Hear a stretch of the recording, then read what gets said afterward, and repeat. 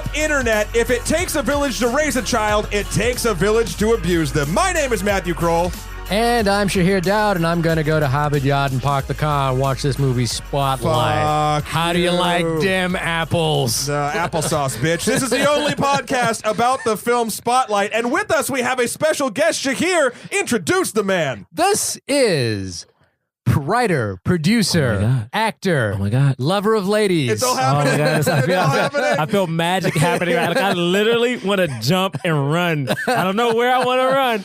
Podcast host. What else do you do, Jerah? I go on street corners, dance for change. Wow. Jerah has a podcast. So Jerah Milligan. Hello. What's up? What's up, y'all? Welcome to the show. Thanks Thank you for being here. First off, can I just say for the audience at home that this recording studio is beautiful. Oh, thank you, buddy. No. I'm looking around and I love comics, and I see Joker, all right? Yeah. Dr. Doom, and Shredder. And if you ladies at home know those people I just named, call Matt. Yes. Matt's not single, but still, he'll take the call. I will forward them to Jerah. Yes. Jerah, you single right now? You call Matt. Yeah, I'm single. Lover you call of ladies. Matt call me. It'll be a whole thing, Happy to be a part of that chain. Jerah also is a host on another podcast, a very popular podcast, Black Men Can't Jump in Hollywood, which is why we decided to pick the whitest movie ever for you to be a guest on. I'm going to say, this is the whitest movie during the whitest time at the Oscars right now. Right. Oscar's so white. This is why we needed you here, Jerah. Yeah. Okay. Listen, I'm here to sprinkle a little. First off, no, you brown too. But this is a very diverse room. The Oscars should look like this room. It should a little bit. We need a lady in here though. Yep, and then we'd be all set. Yeah, she has to be like Asian, because I feel like no one ever cared. Like there's never That's Asian not a women. stereotype as well. Like we're not saying Asian women are more beautiful or anything. No, I'm just saying it's like you usually see a white woman. You barely see black women, but you just never see Asian women in movies. Like, how often do you see Asian women in like a Hollywood I'm thinking movie? Michael Bay movies right now will probably have a lot of Asian women in Really? for probably the wrong reason. But not like beyond like a set piece. Like, Yeah, it's like, when is it just like the teacher of a school happens to be Asian? Yeah. It's not about her being Asian. It's like she's if we want to talk about diversity, when was the last time you saw an Indian in a movie that wasn't a joke? Struggling. I mean, outside of Aziz Ansari, I was gonna say Dev. That's sickening. It's happening. Well, the problem is like TV is now diversifying. Like, what is that other show? Master of None. It's another show. It's a female from Bollywood who's like huge. Here now. Priyanka Chopra. So here's the interesting thing: is that like my mother-in-law was staying with us, and that's totally not a genre of show that she would watch, but because Priyanka Chopra is in that show, it's called Quantico. Yes. And I would like make fun of her. I would do the head bobble to my mother-in-law. It's like, Quantico is on right now. You could watch it. Because I love being racist. Jesus. I can't do that at all. No, you guys, I'm just giving you a heads up right now. You should not do that. I will not. I will not do that. No, I'm good. I will not do that. But yeah, it's like, do you think Spotlight could do with more black people or Indians or Asians? Well, let's talk about Spotlight. Spotlight is based on a true story, right? Yes. Yeah. Were there any people of color involved at all? I mean, this is my question. Yes. I brought this up on my podcast twice. And it shouldn't be the case that we just brought you up here to talk about issues of color. No, I'm fine. It's so funny. It's like I just put this up on my podcast. I put it up literally 2 episodes in a row. Mm-hmm. Mark Ruffalo. Yeah. Yes. What is Mark Ruffalo? I don't even want to know. Because Mark Ruffalo be passing for like... In this film, they actually mentioned that he's Portuguese. Like, it's so like, I count Mark Ruffalo... I've literally counted Mark Ruffalo as like something, since he's questionable, I count him. All right? Like, I can't figure out what you are. You know what? His name is Resendez in this film. But I watched an interview with the real Mike Resendez and Mike Ruffalo in the room together. Do they look like each other? A little, but Mike Resendez does not look like a Hispanic dude. If his name suggested it all, I don't know. Okay. I'm not going to presume, but I refuse to look up Mark Ruffalo's nationality. Yeah. Or ethnicity, because I'm terrified he's just going to be a regular white dude. Not that I don't love white dudes. I'm telling you now. Don't you do it. I will take these headphones off right now. Don't do it, dude. I will take this head off right now. Don't do it. Let the man have him have his wonderment. Why the fuck do you want to take away Santa Claus? I have literally Mark said... Ruffalo, Santa Claus. I literally said this multiple times. Because Mark Ruffalo has appeared in like recent movies, I'm like, you know what? hey, I don't know what he is. I'm gonna count him as like something other. This is my thing. If Mark Ruffalo can check other on a box, Yeah. he's down. I know they say if you brown, you're down. You chalk other, you my brother. You know what I'm saying? I'll take it. I'll take it. Okay. Let's say he's of European descent. Does that count? See, that's another tricky thing because we had a guest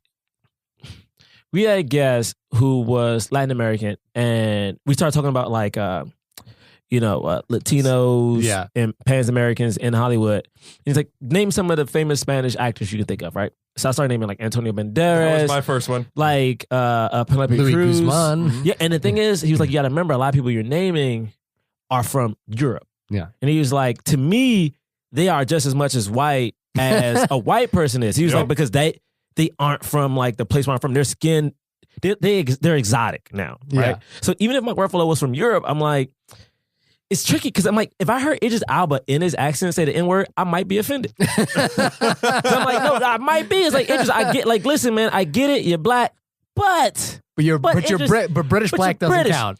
I don't know. The thing is, I don't know. I'm gonna stop you right there. It totally does. Like, does it? British black counts. No. This is my thing. My thing is, I understand you're black. Yeah. But an American Negro, right, was called a certain thing, right? So my thing is, I don't know. I'm gonna guarantee you right now because Idris Elba has been called the N-word. No. Hear me out. See, because this is becoming a thing about race right now. But my thing is, if you've been called the N-word, then you can say it, or you. Oh, hell no. Oh, really? No. People say that word so fluent. No. But if you've been called it out of hate, and because of your skin color, then you can say it. No, because that opens it up to no. This is my thing. This is my thing about the N-word. Some people are just racist and idiots. Yeah, it's idiots. So my thing is, you could be a tanned Italian and someone could call you the N-word because they're just like being ignorant. But that N-word technically is something that like has been ingrained in American history. Like for instance, my parents are old. My mom grew up picking cotton. You know, like that is steeped in my like. This is parental. This isn't like your great grands. And like her mom picked cotton, indentured servants. Like that is totally different. Like I don't know. And again, I don't know how things were for Idris Elba. Like I don't know. Maybe you're right. Yeah. But I know here in America. Look, man. Look, I don't know. It's tough because, like, is it? I don't know, man. I don't know. And just for reference, the N-word that we're referring to is nice person, right? Yes, totally. Yes, totally. Nincompoop. Totally. If you've ever been called nincompoop, then totally. I'm glad.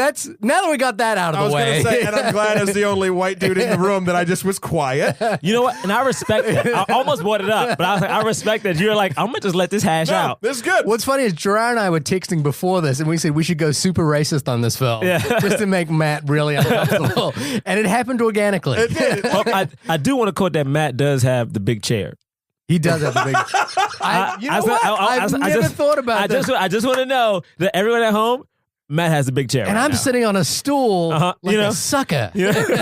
Every episode, I got a bad back, and I've never complained. His chair looks so soft with armrests.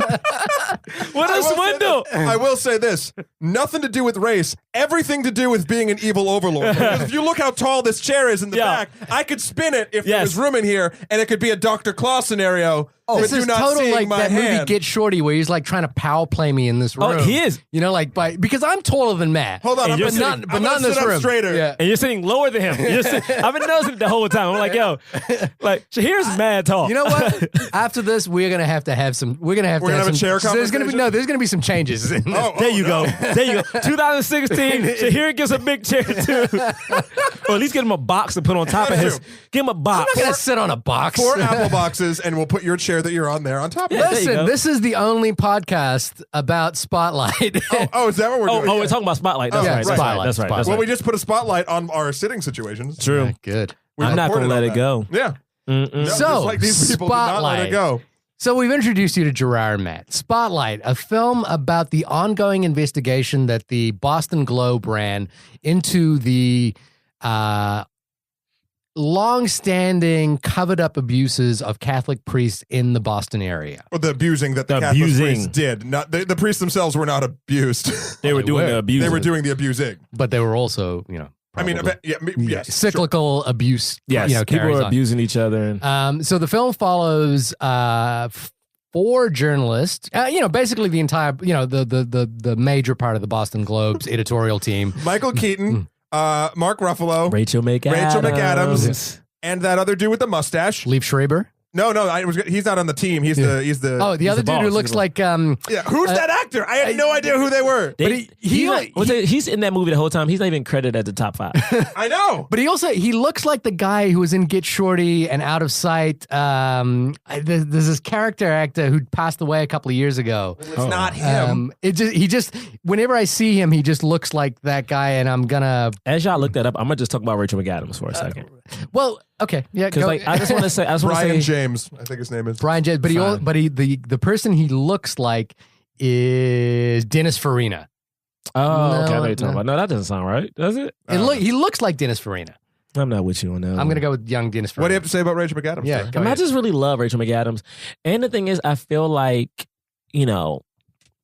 she's a really good actress. Of course, she's beautiful or whatever, but she's actually funny. And it's the thing of like, this rare. I feel like you have people, even men, who bridge the gap between funny and dramatic. Because I feel like sometimes they don't let you go back and forth. They make you pick one or the other. I think Michael Keaton's a good example of that. But I feel like she's kind of picked at this point. When's the last time she's done a comedy?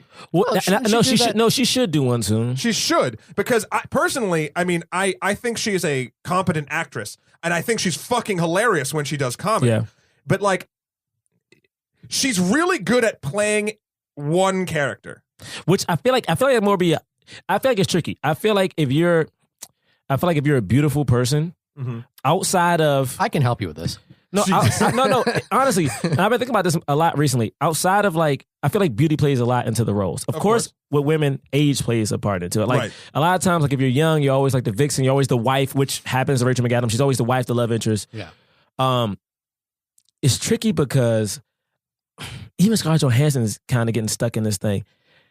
It's like if Rachel McAdams was not as attractive, I think she would have totally different roles over to her. She would have more character roles. The only young, beautiful person who gets real roles is Jennifer Lawrence for some reason. And Jennifer Lawrence for some reason gets roles outside of her age gap. It's she gets like a widow. She's like a widow, like a mom of like a 7-year-old with a miracle mop. Like somehow she's got the pass. I think David O. Russell just has a thing which is like, oh, we got a woman in this role. We could cast Jennifer Lawrence. Doesn't matter. She's 60 years old. That's fine. Yeah, it's great. Computers. Yeah. Well, I think Rachel McAdams is a very good actress. The only reason I'm pointing her out, one, because she is really the only. Is she like the only? I mean, she's like the main woman in this. She's the only woman in this movie. Only woman in this film.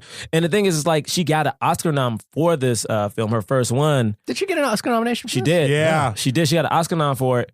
And I find it interesting because I feel like she was good, but I feel like this Oscar nomination is one of those Oscars they were like, we owe you one. Like you should have got this a long time ago. We're going to give you this one. Yeah. But then the thing is like, I was listening to your podcast this week, actually. I was listening to your Beasts of No Nation. That made me so sad. Yeah, and it's like this, the thing about this film, now, and I will just get it off the bat right away, is that I really like this film. I really like it a lot. This is the kind of film that's kind of catnip to me, which is that it's a procedural journalist film.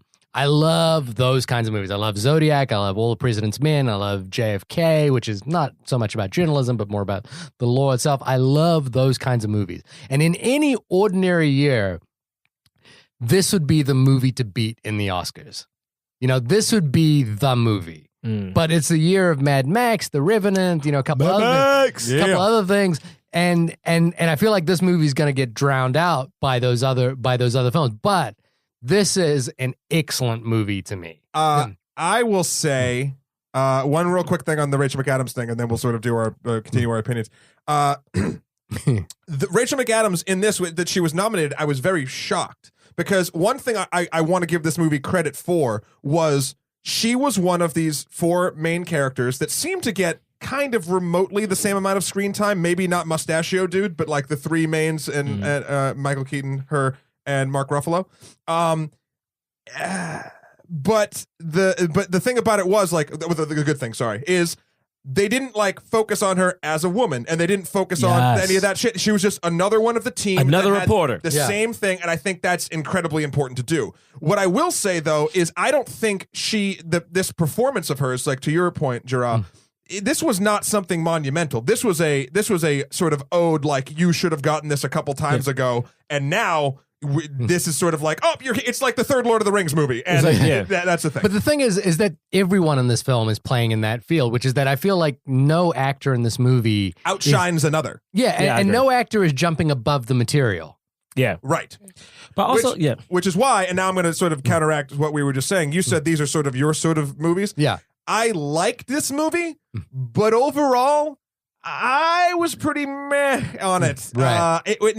No, I take that back. Meh is one of the worst fucking things you can say about a thing. I take that back. I actually thought about this movie. This movie made me have dialogues with people. It stayed in my consciousness long after I had finished watching it. However... Wait, you just watch this last night? Yeah, but me and my girlfriend had a 2-hour conversation. Isn't the conversation you're having this one right now? he tried to call you out. Listen, big chair. Guys, I started a fight. Next week, this is my show. Oh, no! They're going to kill each other. Next week, divide and conquer. But, no, I've watched movies before, and one time I did. No, you are fully qualified to host the show then.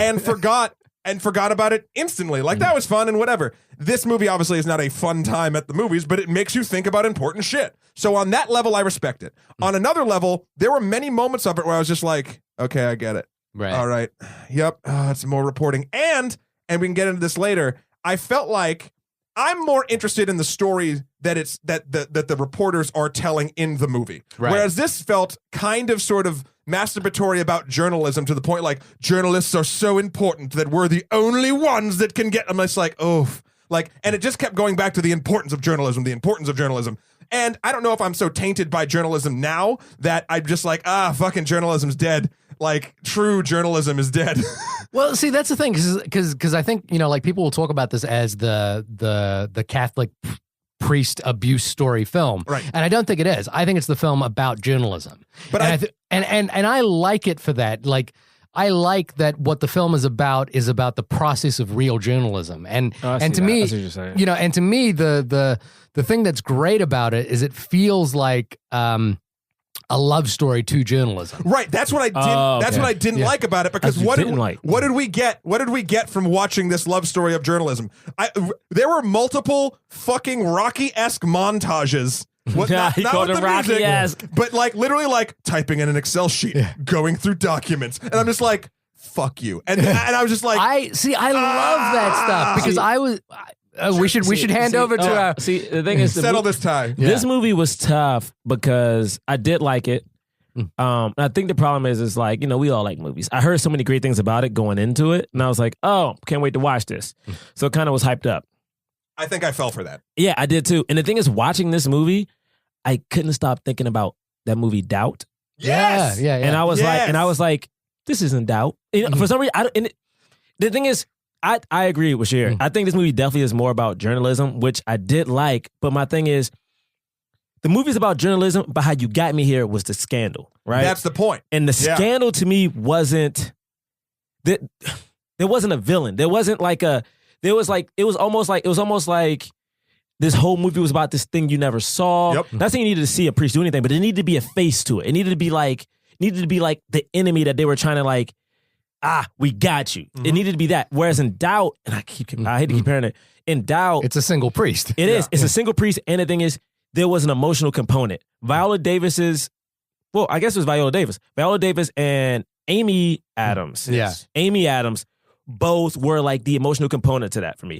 Like, the journalist, if you will, was, of course, Meryl Streep, trying to figure it out, trying to figure out what's going on. But you saw what was happening in that case from two different perspectives. You saw the mom who was dealing with the son being abused, whether she denied it, whether she said what happens, totally different thing. You see it from Amy Adams as a person on the inside trying to figure out what to do. Yeah. The complications of like what she's dealing with.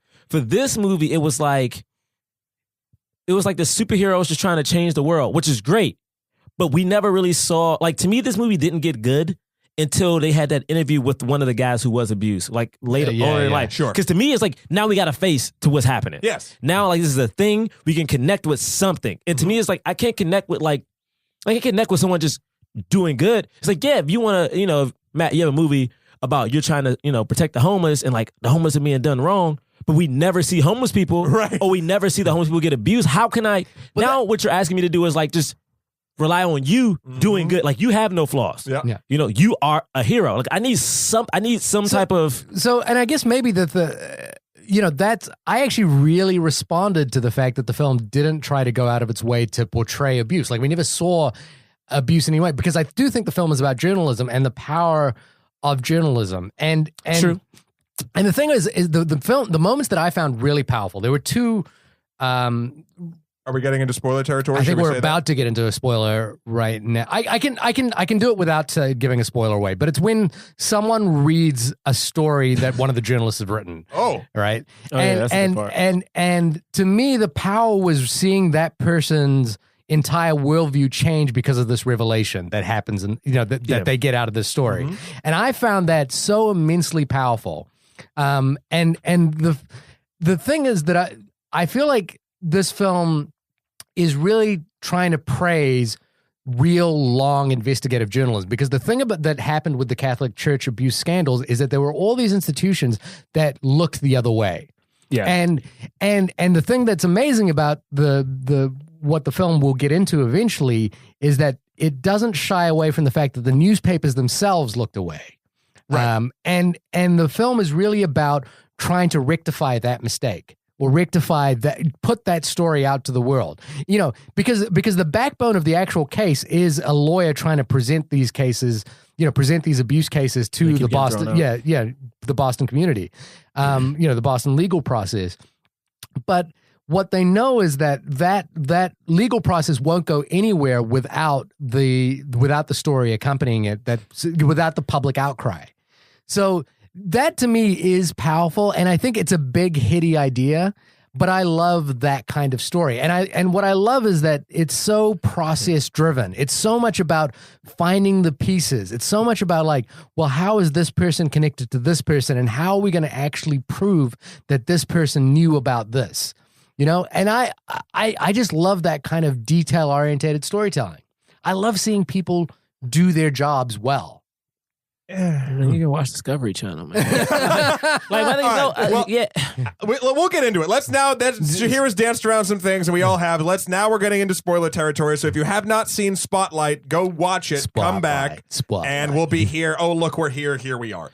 Let's start at the beginning of the movie.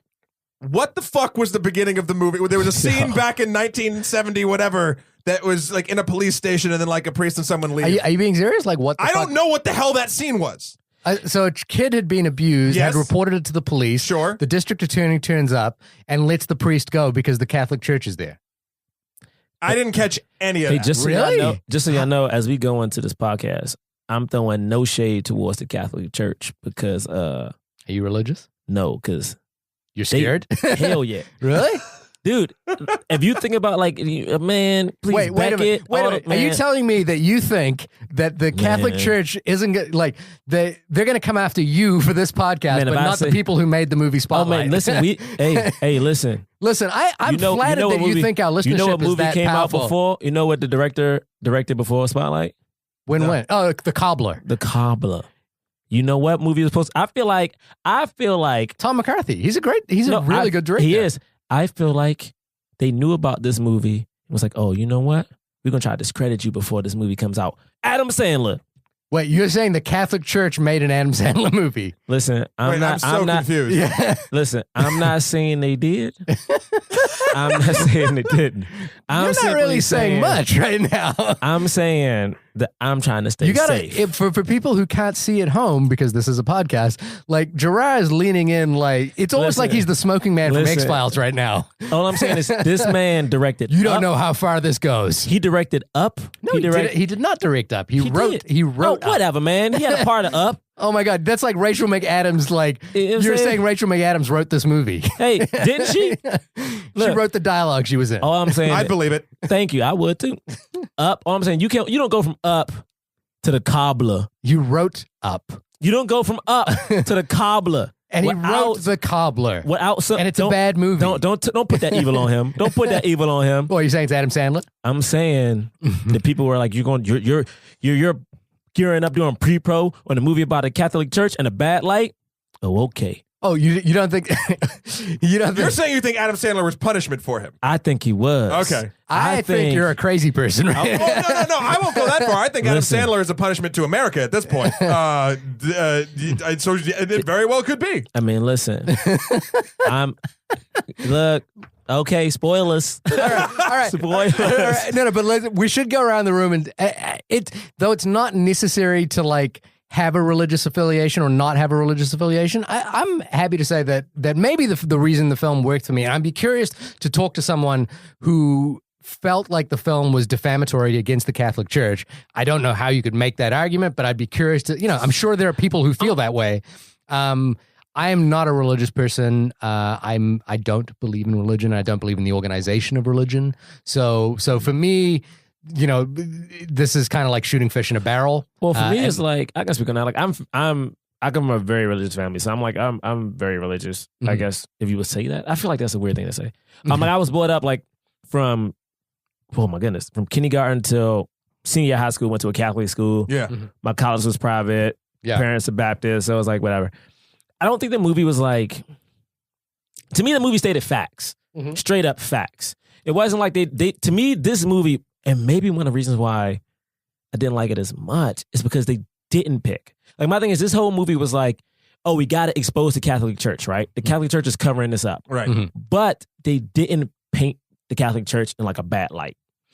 And to me, what that did was, it's like you're saying Santa Claus is wrong, right? You're saying Santa Claus is wrong for giving away all these free presents. Santa Claus, I got to prove Santa's this. I got to prove Santa's that. But we never show, like, to me, it's like, prove why. Make them be bad. If the Catholic Church is doing something wrong in this film, let them be evil. But if the you thing will. is, the thing is, don't be biased. They were too biased. It's like, if you're gonna do this, go all in. But don't tiptoe. the problem I think is that the film's not about the abuse.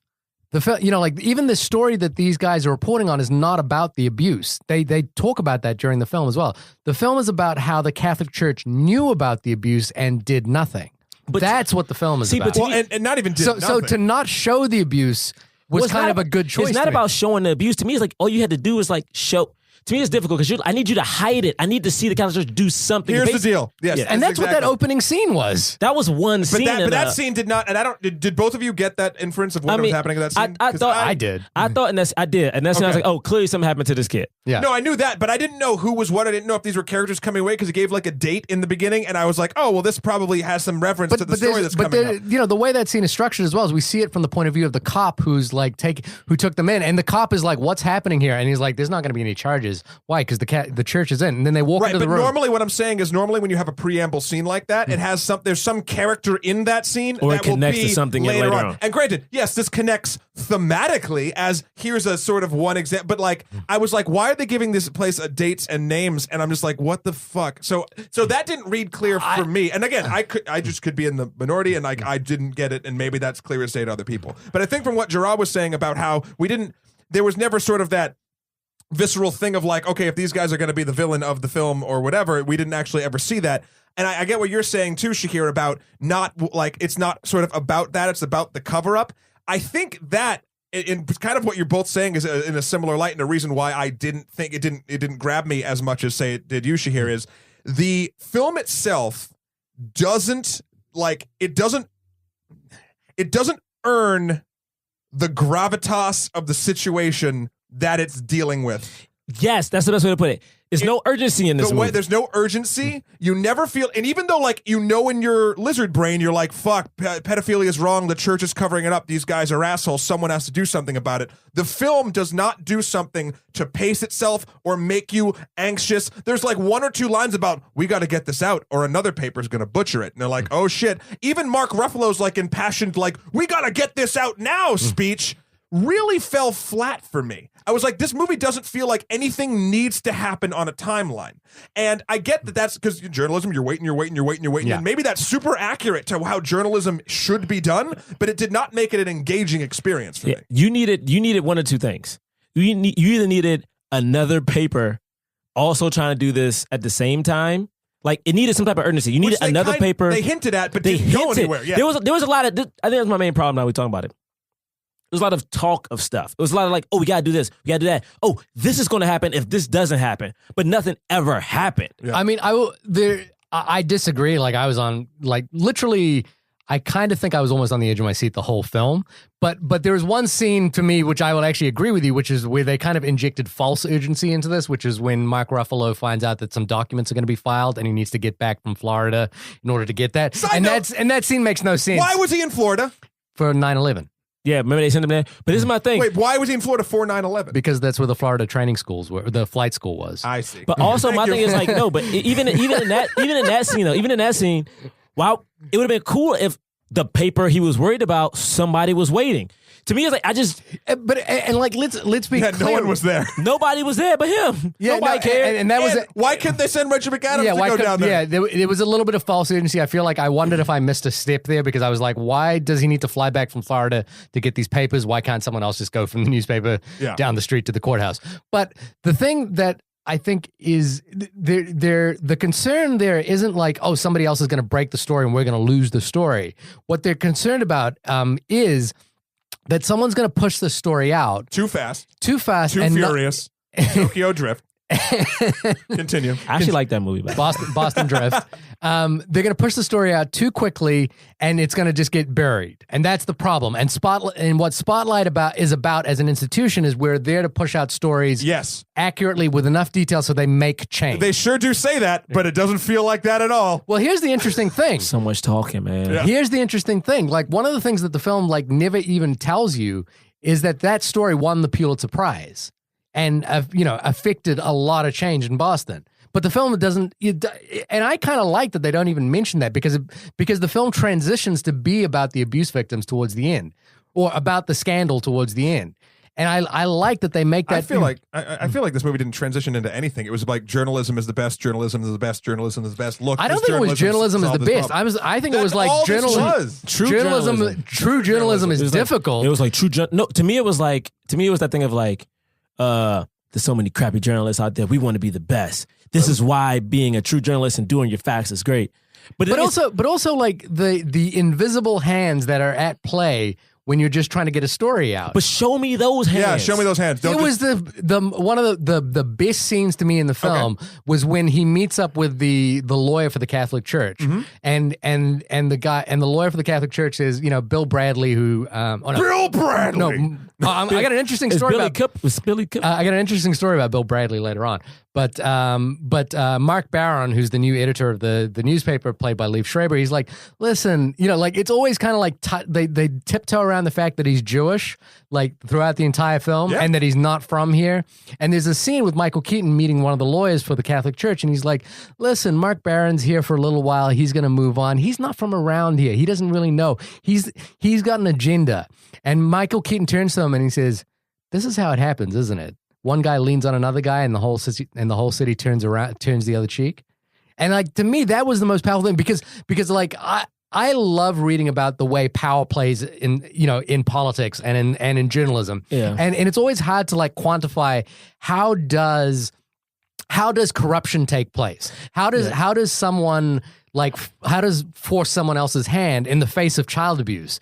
And that was such a great scene which exemplified that, where he says, where they were like, look, that dude's not from around here. The Catholic Church does a lot of good in this community. And he says, this is how it happens, isn't it? That wasn't enough for me. To me, it's like, to me, it's like, that's great. And I want to see more of that. Show me why breaking this case is super difficult. Show me that show me that Liev Schreiber's boss is a part of this. Show me that the people in the neighborhood are a part of this. Show me that, show me how deep this thing goes instead of telling me, oh my God, this doc, I can't believe this person did this. Oh, what about this one? They got moved here. Show me stuff. Right. There were so many riveting performances of wonderful award-winning actors reading documents to each other that I was just like, okay. But that's the thing. The whole story is in the doc. Like that's the and the so film, make it no. This is and then the film kind of like takes a really amazing step, which is that it makes it. They point out the fact that even the Boston Globe, fucked this story up and ignored it. But years we kind of earlier. knew that beforehand. Where do we? They talk about how the guy sent. Even that's midway through the film. Yeah, but they talk about Phil Saviano, the guy, the abuse support group guy, who talks about we sent this to you, but he's treated as a crazy person. But it turns out he was right. Yeah, I mean, and the film kind of Michael Keaton's character goes, "Yeah, I buried the story. I did. But you know what? I ignored it. Michael Keaton does that in that scene, what everyone does in every scene. This film has no peaks and valleys. This film is just a fucking flat line of information, and it's super interesting. But at that point, make a fucking documentary, because that would get across all of the They did Deliver Us from Evil. You can watch it right now. Good. Oh, you know what I can compare this movie to now I'm thinking about it? Another movie that's nominated for an Oscar, I think it's nominated. I'm pretty sure it is. The Big Short, right? I think this is the antithesis of The Big Short. I do too. I think it's the same fucking thing. No, but hold on, hear me out. The reason I will compare it is because The Big Short gave you a lot of information. Yep. But they made it palatable. Like it was like they made sure that you understood it. They made sure that it was active. You know, that's the one thing we always talk about. Like, no, I kind of disagree. I don't think The Big Short made it active. I think they just gave you information. But they did it. I will say this: they did it in a style that kept you engaged. It was like I was in it. It wasn't just us talking in a room and I'm just listening to the narrative as you say it. It was like things were moving. Like this scene cut to this scene while like I'm bigging up that movie was okay. Anyway, I'm not a huge fan, but I get what you're saying. Yeah, it was okay, but it was like. But my thing is, it was active. Yeah, and then, like this movie was not active. Whenever I was getting bored in The Big Short, it did something, be it its little twist of like having a celebrity tell you a thing or moving or having a certain piece of dialogue be smart. It did have hey, you still paying attention? Cool. This thing's cool's happening. Like, let's listen. But I actually think the terminology is the opposite here, which is I feel that this film is actively taking us through the process of uncovering the story, whereas The Big Short is just giving us information when in fact all that happened there was people made some transactions. I feel the exact different. I feel the exact opposite. Because in The Big Short, this is the weird part about it. I feel the exact opposite. The Big Short is making a film to be engaged with. This, oh boy, but whether you're engaged or not, they're choosing a style and they think this will keep you involved and they go for it. Yeah. This is like this movie. It was so interesting. I felt like it never gave a, and maybe this is a strength of it. It never gave a fuck if I was interested in it or not.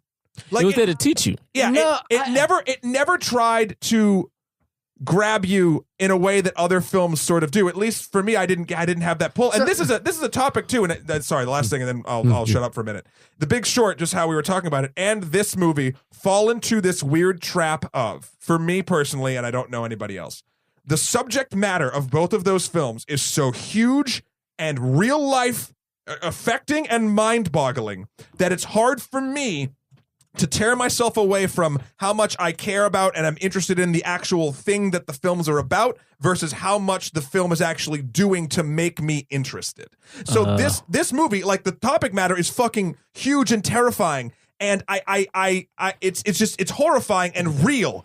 But the film didn't make me have any visceral responses that I didn't have to say hearing the news stories about it.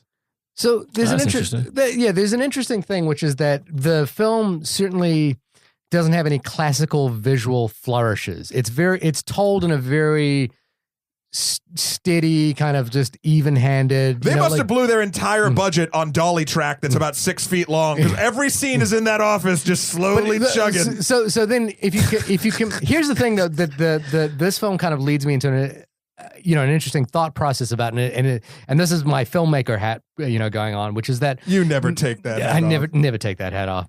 But like, that's why. All right, so everyone knows. Now I know why Shahir has the little chat. Yes. So now I know why he dropped his mic. Just dropped the mic. He just dropped his mic as he was doing his Oscar speech. He dropped the mic. Buddy. But the films I was thinking about were All the President's Men and Zodiac. And I think this is a procedural in the vein of All the President's Men and Zodiac. But the thing is that those films, as brilliant as they are, do tend to try to give you a visual flourish to keep you engaged. Whereas this film, I think, relies on its storytelling strength in order to do that. And I think that's a strength of this film, is that this is an understated film about the annals of power and about the way in which power corrupts and the way in which a city ignores an issue. I don't think this film's about any of that. I think this film is about, look how powerful good journalism is. And the shitty part about that is, if you're going to tell the true story of real powerful journalism, it's kind of boring. That's if a film is meant to make you entertained and think about an issue, both of those things, hopefully. This movie had no entertainment value for me, and it made me think of an issue that, granted, I hadn't thought about in a little bit, but I'd thought about from multiple other media sources in the past. So this movie brought nothing new to the table for me. It was just like, here's this horrible thing that's happening. By the way, did you know that true journalism really got this thing out? Because way to go. And I'm not trying to shit on journalism. Yeah, like, it sounds like you are. No. But like, I understand it's super important and it needs to be done and it's happening less and less. And that's fucking terrifying in our country and kind of around the world. Yeah. But what I don't need is stories about the journalists doing true journalism. Well, just do I think that almost spits in the face of what actual true journalism is. It's not about you. It's about the story you're telling. And this whole thing is about is a story being told about storytellers. And I'm like, But I think it's about the importance of the process of journalism, which is that it is patient. It is a process, like these guys had to go through and figure out exactly who all these priests were and how they were being moved out. They had to go through documents. That's impressive. And I after watching this, I watched All the President's Men again. And I was like, the way in which All the President's Men did the exact same thing, which is that uncovering Watergate is about going through documents.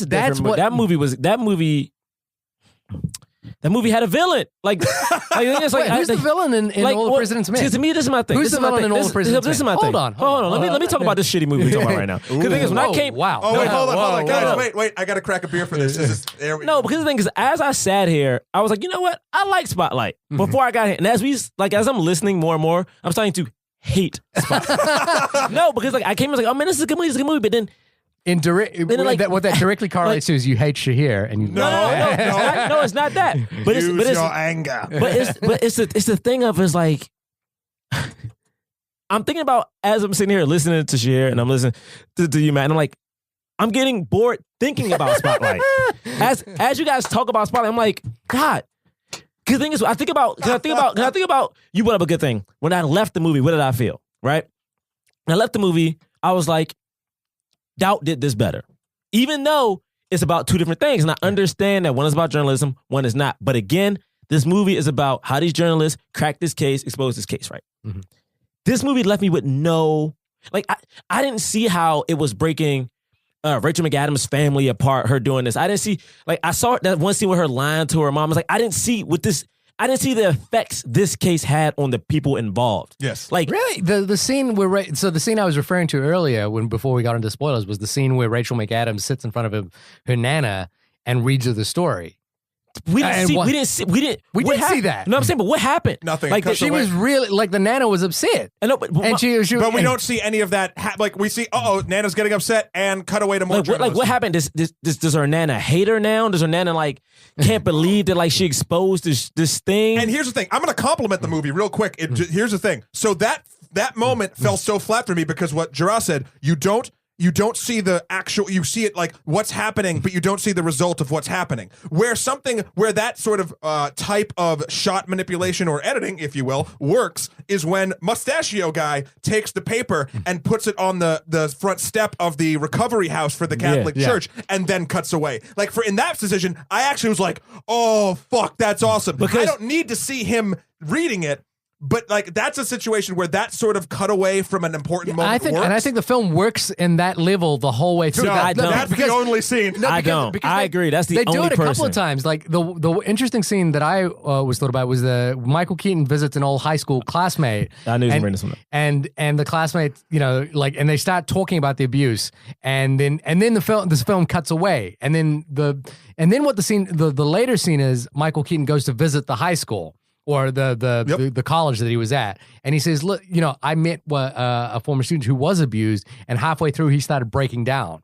And we never saw that breakdown happen. We just hear him talk about it. And that to me was a really interesting choice. And I actually really show me that conversation, How man. is that better?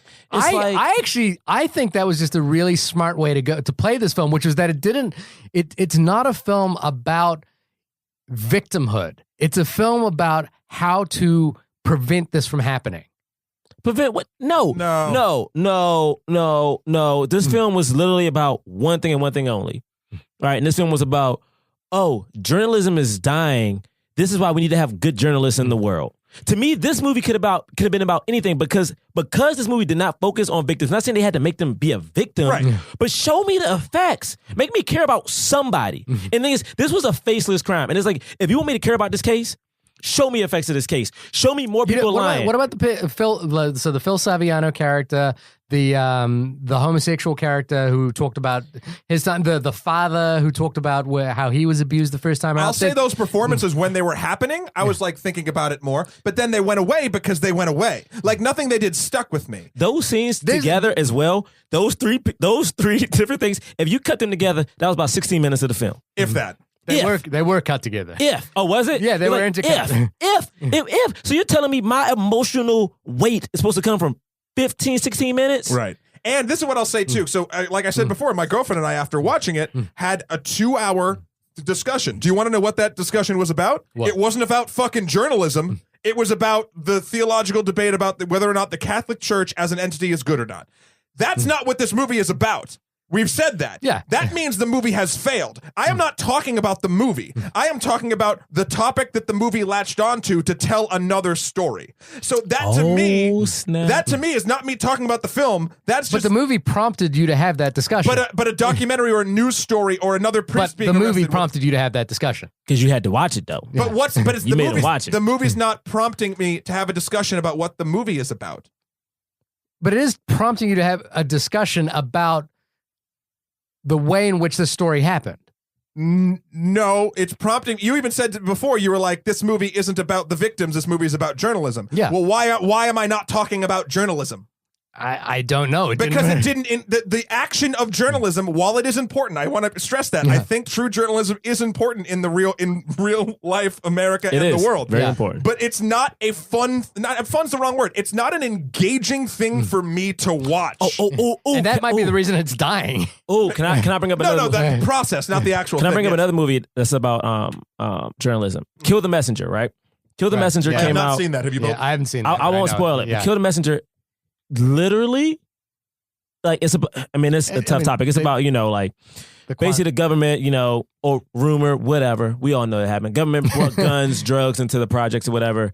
A reporter found out about it, did research on it. The thing is, that movie showed this reporter going. It was played by It was Jeremy Renner. Jeremy Renner. Yeah. Oh, wow, really? You saw the effect it had on him. Well, he was actually killed. Well, the movie didn't get to that. The movie didn't get that far. Yeah. But the movie showed what happened to his family. It showed what happened to him at work. It showed what happened in his life to get this story out. It showed how dirty things were. And but that's not what this story. This story is about being a good journalist and the fingers, like getting a good story out. To me, is okay, or if being a good journalist, show me bad journalism. Show me what is wrong with journalism. Show me give me an opposing viewpoint of something. And Don't that just tell happens me later in the film when they talk about the fact that they had this story and they didn't do anything. That was with a it. line. But you know what's interesting? That's a line. You know what's interesting about it too? I feel like that story was threaded through the whole film. There was no stakes for any of the actual characters you were following. In that story, it sounds like Jeremy Renner's character had stakes because you found out how it's affected. Yeah. Nothing in this. The Catholic Church really in this movie never goes after Spotlight, never goes after the Boston Globe. They're like, you probably shouldn't do it. And you expect there to be some sort of retaliation, pushback. something.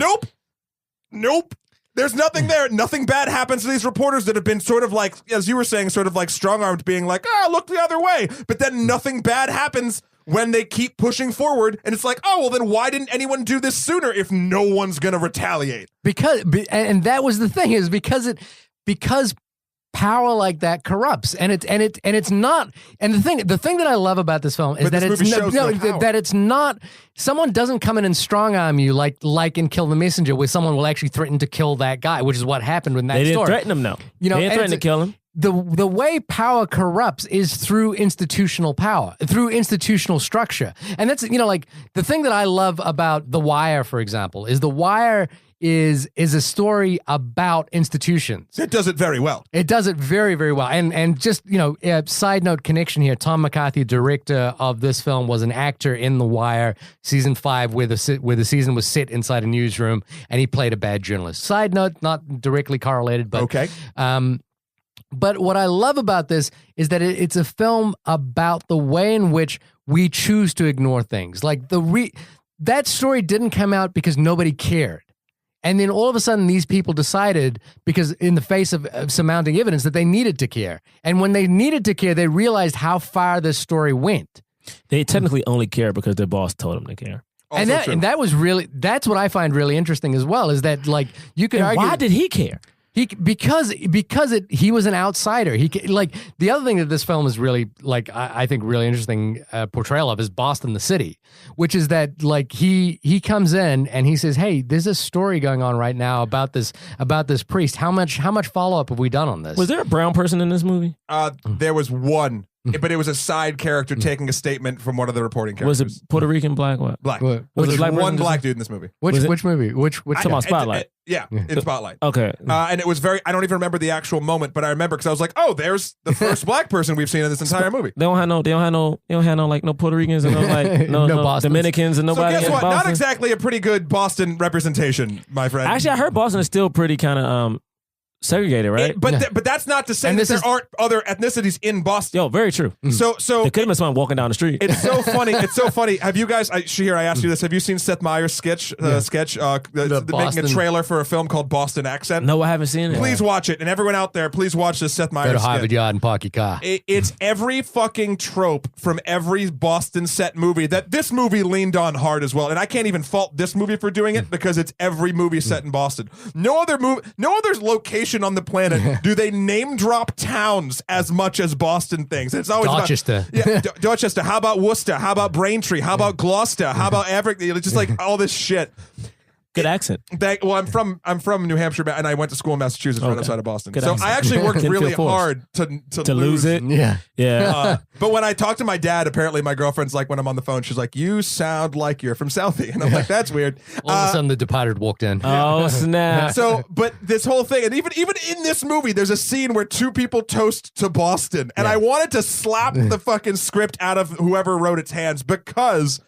Again, this movie tries to keep you engaged with dialogue that I think it thinks is clever around a bland story. And again, it's not an important story. It's an important story told blandly. Like when they're researching like how can we make researching papers in a dimly lit room exciting? Oh, turn on the light. I don't need it. I don't have time for light or whatever the fuck they say. What's that smell? There's a dead rat in the corner, but I don't care because this story needs to get out. I know they I didn't say don't think that's the way it goes down. but that's how it feels. I think the way it goes down is we're in a basement that nobody cares about. Sure, but like the way they had these little throwaway lines about like, here's something like, oh man, it's really important we get this out. It's so important that why do I take these things out of the stinky room? Oh no, I just got to read it right now. Or I wish I would have heard.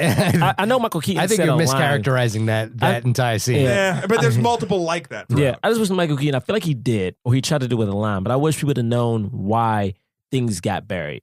Like for instance, if this is a thing where like a there's lot of whole good stories get buried, it was a conversation, but he said it was there was a whole conversation at the beginning with the lawyer played by Billy Crudup about why this gets buried. No. He brought up this particular thing. Like, if this movie's supposed to be about journalism, right? Mm-hmm. And it's solely about journalism, and it's like why we have to do a good job with this, or just in general. Why? What happened? I guess. Like, what happened in journalism that things kept getting buried? What happened that journalism went south? I guess, if you will. Like, tell me, for instance, if this really isn't about the case. Tell me what happened in journalism that made everything go to shit. That like these people are trying to like reclaim journalism and be great again. What happened? I mean, I think you just have to look at like newspapers, like the whole the death of the print media is causing all sorts of problems. That's I mean, it was no. But this movie, this took place in what, the early 2000s? 2002. 2001. 2002. You can't say that everything was online yet. No, but that was the start of when that was happening. It was the start. But the thing is, like, people still still didn't have like, well, at least where I was from, people still didn't have laptops yet. Right. You know what I'm saying? So you can't put the blame. Like, if you say iPad's that not right there, now, yeah. if you say it right now, yes. Yeah. Right now, print journalism is dying. I get it. But in 2001, 2002, papers were still being made. Yes. Like, things weren't dead yet. So to me, it's like, tell me that story then. Tell me, like, what happened? Tell me why Michael Keaton, like, really felt like, oh, I was new. I had to do this. Tell me, like, was there pressure? Was there a thing of, like, this new thing coming in? Give me background a little bit. There was just none of that. It was just none of that. But also, like, so the interesting conversation that happens early in the film is when Billy Crudup meets with Rachel McAdams' character and Robbie, Michael Keaton's character, and he talks about why these are shitty cases and why nobody cares, is because the way the system is set up is that these cases never go to trial because the Catholic Church has so much power in Boston that what'll often happen is the statute of limitations usually passes. Nobody wants to talk about the fact that they were abused as a kid, and then when they do, they can only get a settlement of around $20,000 in sealed cases. And see, you know what you just did? You just put up the case. Now, this is my thing. No, but that's... Is this movie about the case or is this movie about the damn journalism? Because to me, those are two different things. But like, that's the reason why those stories never get printed, because they're sealed. They're not allowed to be talked about. Once they're in a sealed deposition, the court the trial never goes through. But now we have a case that they can talk about. Well, what the whole thing with Spotlight is they decided they uncovered the systematic abuse through documentation, like not through actual cases. Yes, I remember the montages. Not through the actual cases, but by actually doing the investigative journalism work. Now, maybe I'm slightly biased in this because I used to work in a newsroom. And the one thing that I noticed about being, and this is perhaps not in the film, but the one thing that I know about like being in a newsroom is that very little investigative journalism goes on in a newsroom, at least in the newsroom I was in. Sorry if anyone from that newsroom is particularly listening in. What newsroom is it? Name drop. But the other thing is that to me, 90% of the stories we did in that newsroom was advertising. Like, why is it that often case the number one stories in America are like, you know, when Apple drops a new product, that becomes a front page headline for the day. And that's pretty much just advertising, right? You know who touched on this? South the Park. Newsroom. Oh, and Newsroom, yeah. Yeah. It's and so the thing that's interesting about this is real investigative journalism. This is actually somewhat like a journalist going through a story and actually finding out what happened. And I just don't, you know, I get that. And here's a remarkable thing that maybe again also changed the way I viewed the film is there's a really powerful scene where one of the journalists, Dennis Farina lookalike Mustachio Man, Mustachio, figures out, is looking through the list of places that are housing priests that have abused children. Like there's a halfway house for priests that have abused the one children. we talked about. He left the paper on. He left the paper on. So he looks and he finds out that there's one like 2 blocks from where he lives or a block from where he lives, and there's this tracking shot where he walks outside of his door and follows right to the house, and he's like, oh shit, it's right here. Yeah. Did we see him? Did we ever see at any point Mustache Man with his kids? Nope. No, he writes a note saying, kids, stay away from there. And then... come on. If you're going to set that up, you can at least have a moment in the like early in the movie when he's playing with his kids or something.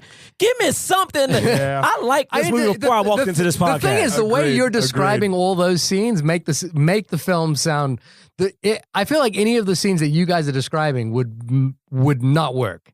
Like, I think they would just be the film trying to hammer home. Great, so we come to a consensus that the film doesn't really work that way. No. I'm saying the scenes that you guys are pitching. No, my thing is, I just want... And then, well, I didn't finish. Hang on. So the thing was that at the end of the film, they do this thing where they're like, okay, and here are all the other places in the world where this kind of abuse happened. Yep. And I was watching it, and like, I'm from New Zealand, and the town that I went to school in was on that list. Sure. And I went and looked it up, and it was the school right next to me where this happened. And I was like, holy shit. Yeah, You but know- guess what? That's about the case. That's about the case. That's Like, not the what the case movie is the was case. doing. No, but Within 15 minutes of this film, I knew for a fucking fact that the end of this movie would end with white words did on too. black text I did too. being like, this is happening. By the way, it's all here too. And then that would be the end. Because it fucking knew that it had You're so angry at a film for putting that out there. No, because the film was not concerned about putting that out there. The film was concerned about telling the story that you said it was about, which is about how true journalism works. Yeah. So to use the actual facts and then punctuate it with these awful, horrible things to give this sort of bland story the entire way through some piece of gravitas that it didn't fucking earn. It didn't earn it.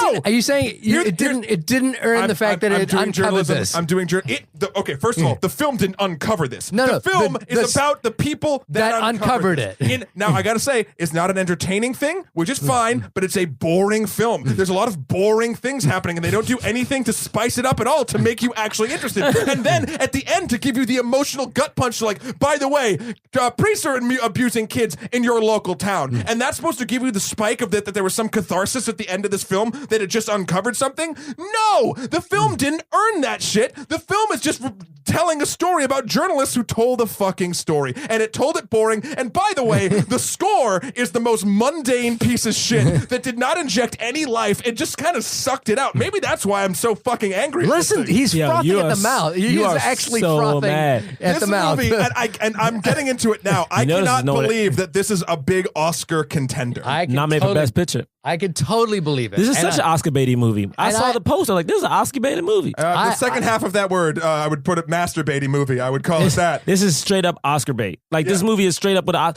me tell you the movie we should have reviewed. Motherfucking Mad Max. Y'all got me on here. We did that. Yeah. Shit, y'all got me on here. You're 1 year Spotlight ass. 1 year too late on that one. Spotlight movie, man. We'll have you back for a more fun one. But Good God. Are we getting close? we're almost in an hour, so maybe we close. do final thoughts. I don't know. We can keep. You're talking. starting your final thought. I feel like Shahir. Well, unless there's more we want to talk about. I completely disagree with what you're saying, and I think one of the things that proves to me that this movie is interested in powerful journalism is it's about these journalists doing the work, and it ignores, I think, willfully ignores the fact that this story won a Pulitzer Prize. It's not about that. It's about the work. It's about the work that these guys did to put this story out. And I found that incredibly powerful. And I found Why? now to me as well. Why did you find it powerful? Was it because exactly what you saw on camera really moved you, or was it because It really did. or is it that powerful because you know it actually happened? It moved me. The way they told this story Snap. actually really profoundly moved me. I was like the scene where Rachel McAdams, Excel spreadsheets. the scene where Rachel McAdams. Look, one of my favorite episodes of The Wire is about document processing, and I think it's an amazing thing when a film can actually do that.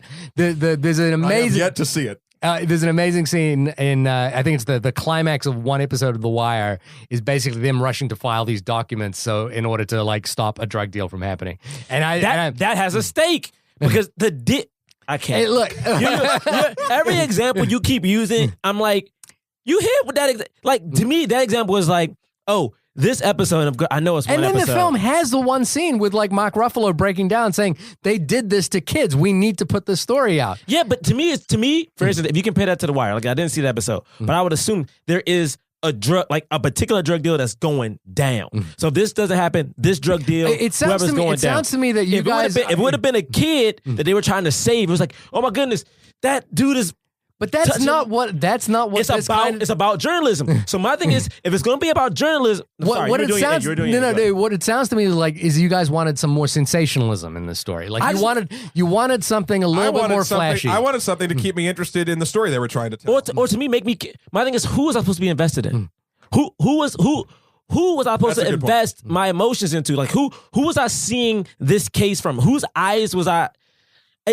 I was so interested in everybody's response to this case. I was so like blank stares and looking at screens and look. That's what I was. I understood what every character wanted out of the story, and I was fully engaged with it. So for every character wanted to break the story. No, not every and do it right. Every character wanted to break the story and do it right, but it was all everyone had a different vested interest in this. So, for example, Mark Ruffalo's character says that he's a lapsed Catholic, and one day he would want to go back to the church, and he wants this to, he wanted to believe that this wasn't happening, but it really was. Okay. You got Mark Barron, the editor. Say it.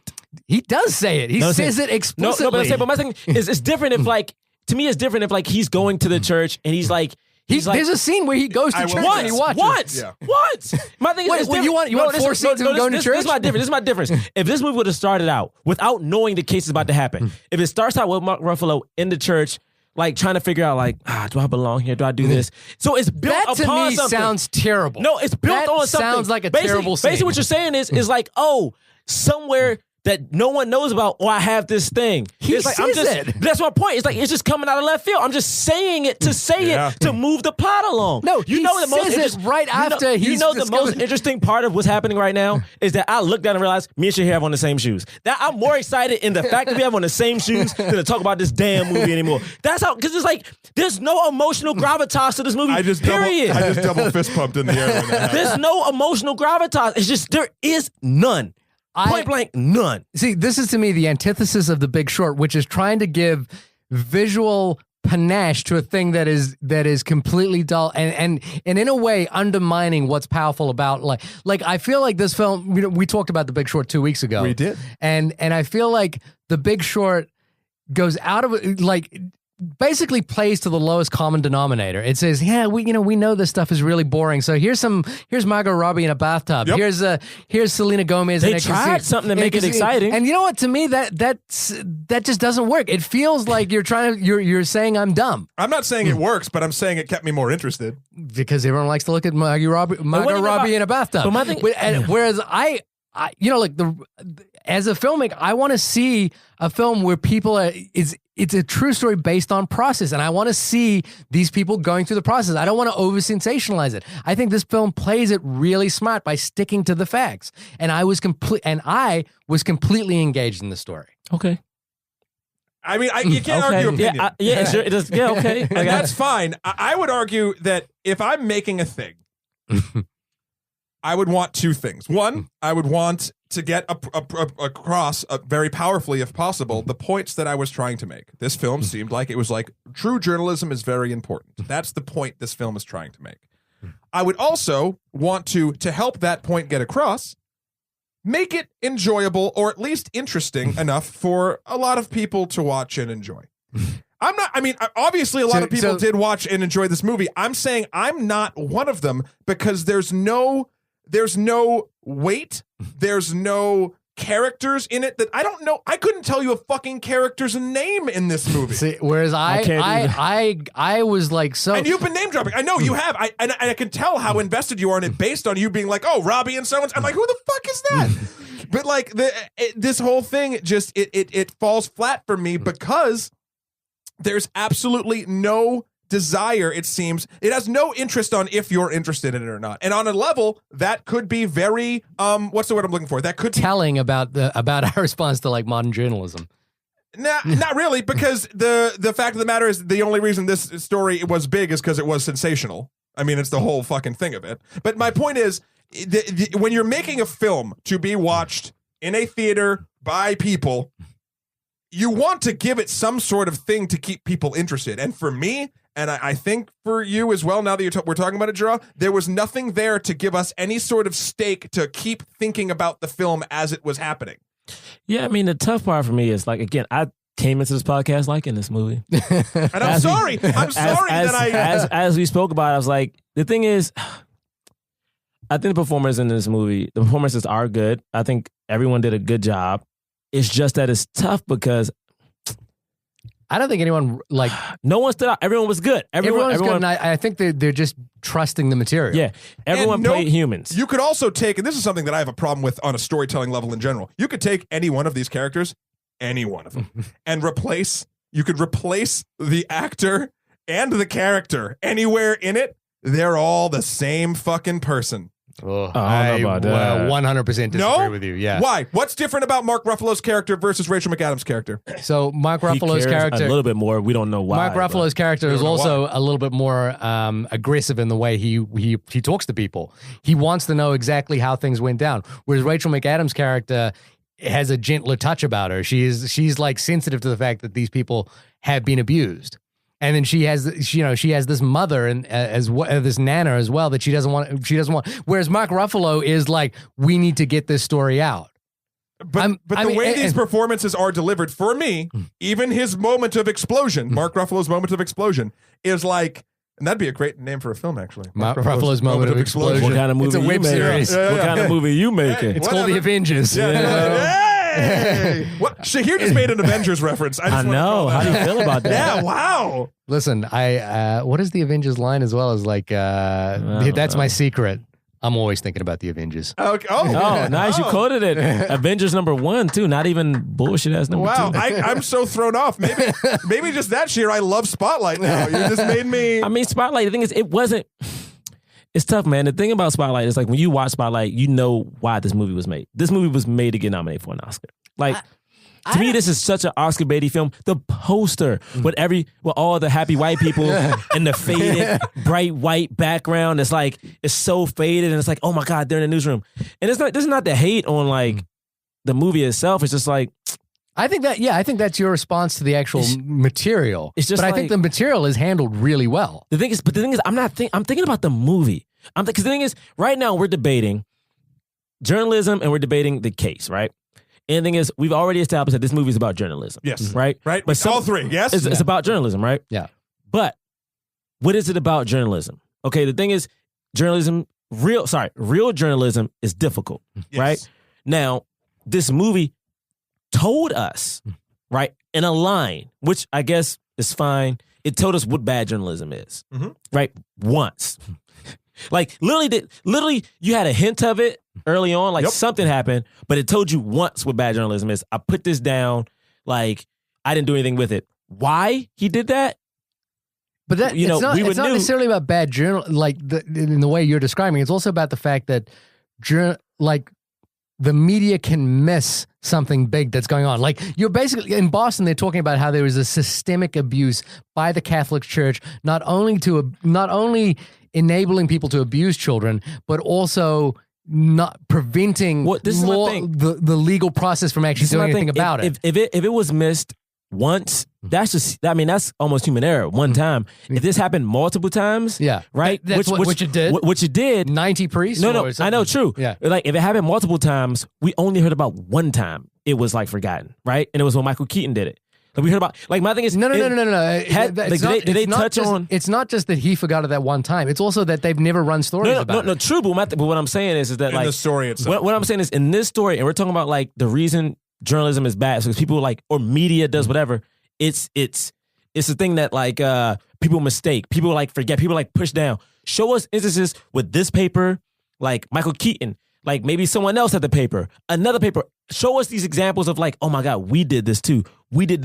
So show us that it's not just a thing that we, like, someone says in a line. Give me an example. And I will say this along that line is, if you're going to do the things that this film does, giving these important moments is sort of one-off lines and sort of things like that sort of happening and giving us this information in that way, which, again, I will give this movie one thing. It is consistent in its style. The entire way through. It doesn't fuck with its style. It builds a world and it lives in that world, and that's the world you're going to live in for the entire movie, so I can respect that and I can believe in it.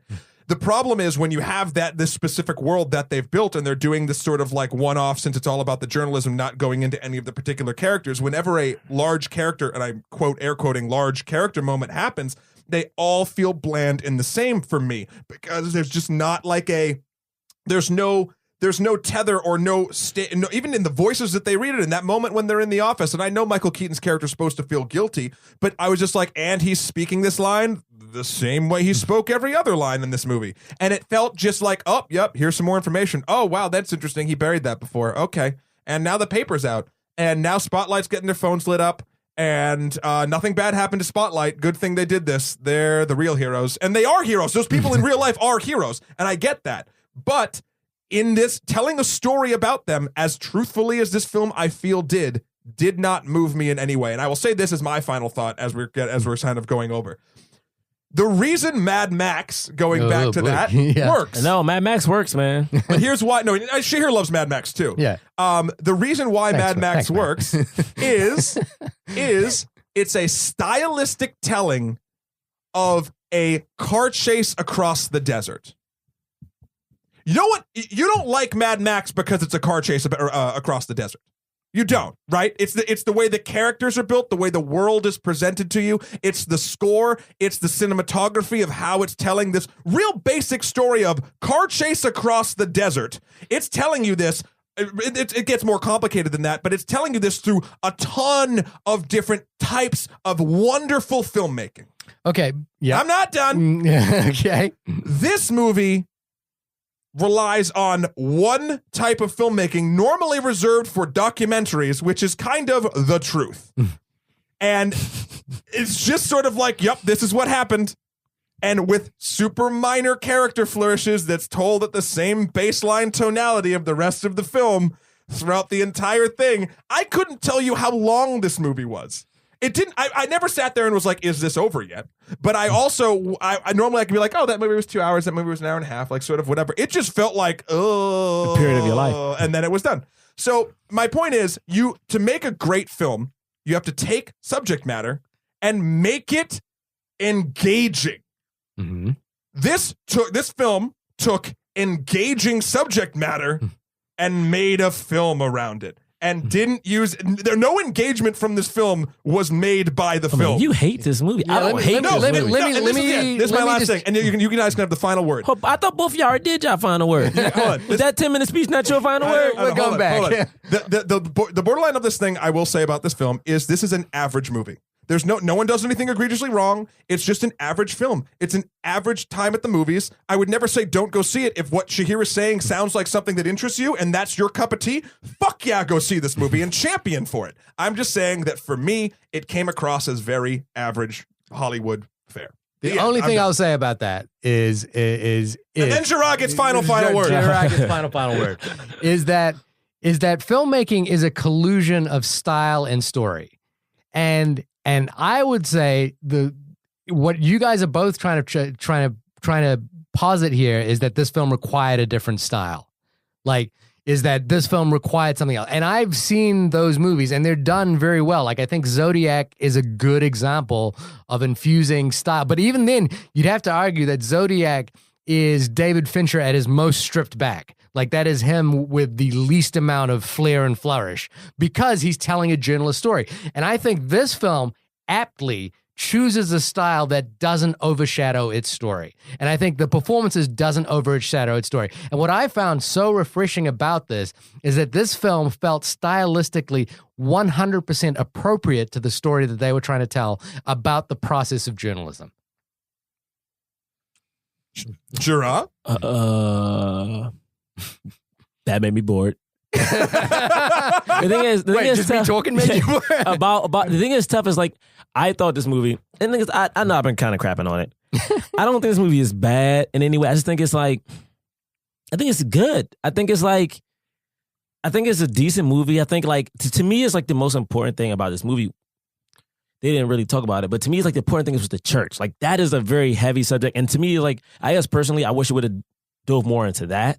Right. Like, because to me, like that, for me, it was tough because I didn't know who to care about.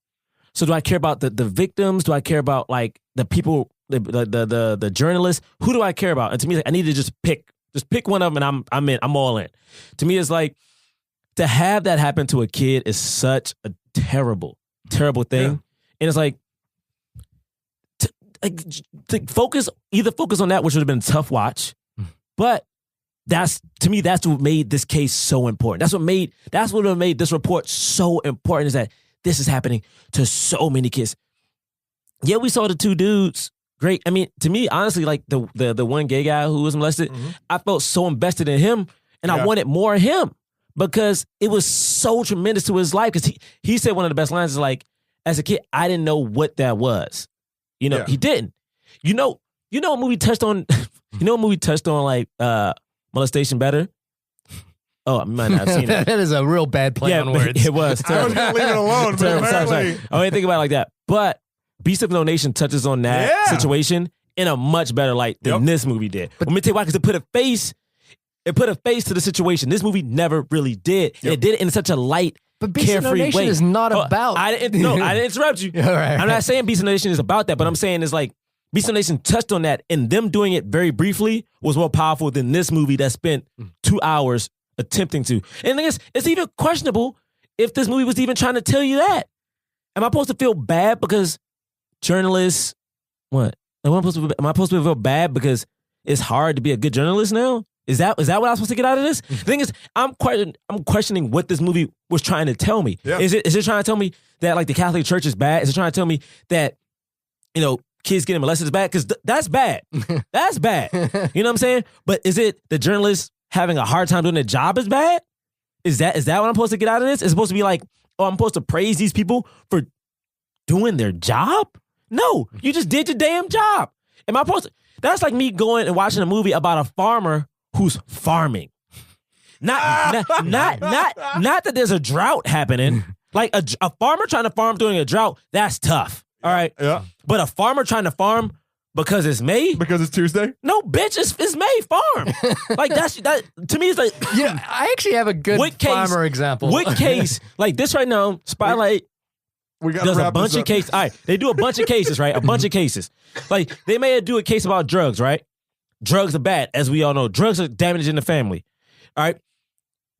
That movie could have been about them just trying to bring out that, like people from Mexico are bringing up drugs or whatever.